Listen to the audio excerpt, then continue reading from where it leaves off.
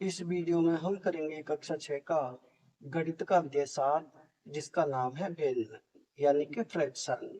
Page number 162 पर दिया हुआ है। आइए पता लगाएं। आइए पता लगाएं का प्रश्न नंबर 1 और प्रश्न नंबर 2, इन दोनों प्रश्नों को हम इस वीडियो में हल करेंगे। इससे पहले वाले जो भी प्रश्न हैं वो सभी मैं प्लेलिस्ट में डाल चुका हूँ। अगर आप देखना चाहें तो प्लेलिस्ट पर जाकर देख सकते हैं। तो पहले देखें प्रश्न नंबर 1। प्रश्न 1 है 7/2 में कितनी पूर्ण इकाइयां हैं, यानी कि 7/2 में कितनी पूर्ण इकाइयां हैं ये हमें बताना है। तो 7/2 में अंश है 7, हर है 2, यानी ऊपर वाला अंश होता है, नीचे वाला हर होता है। तो 7/2 को हम 1/2 करके 7 बार लिखेंगे, क्योंकि अंश 7 है तो 7 बार लिखेंगे, वो भी प्लस का निशान लगाकर।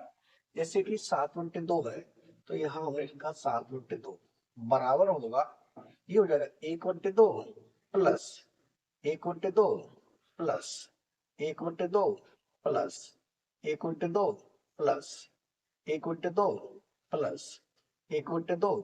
कितनी बार हो गया? 1 2 3 4 5 6, एक बार और लिखेंगे, हो गया 7। यानी कि अंश 7 है तो 7 बार लिखेंगे, हर 2 है तो नीचे 2 लिखेंगे, यानी 1/2 को हम 7 बार लिखेंगे। 1/2 का मतलब क्या होता है? 1/2 का मतलब होता है आधा, यानी कि आधा ये एक पूरी इकाई बन जाएगी। ऐसे यहाँ आधा ये भी एक पूरी इकाई बन जाएगी, बीच में प्लस आधा ये भी एक पूरी इकाई बन जाएगी। अब ये आधा बचा, 1/2 का मतलब आधा, 1/2 बचा, इसे हम नहीं लिखेंगे। अब 1 2 3 इन्हें हम जोड़ेंगे तो कितना आएगा? ये आएगा 3, यानी कि 7/2 में कितनी पूर्ण इकाई होंगी? 7/2 में 3 पूर्ण इकाई होंगी। ये हो जाएगा हमारा प्रश्न नंबर 1 का उत्तर। अब देखिए प्रश्न नंबर 2। प्रश्न 2 है 4/3 और 7/3 में कितनी पूर्ण इकाइयां हैं, यानी कि अब हमें बताना है 4/3 और 7/3 में कितनी पूर्ण इकाइयां हैं।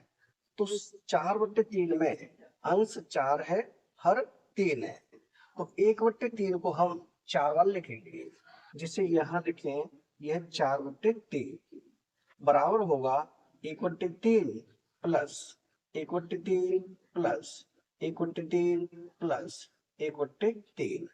अंश 4 है तो इसे हम 4 बार लिखेंगे, हर 3 है तो नीचे हर बार 3 लिखेंगे।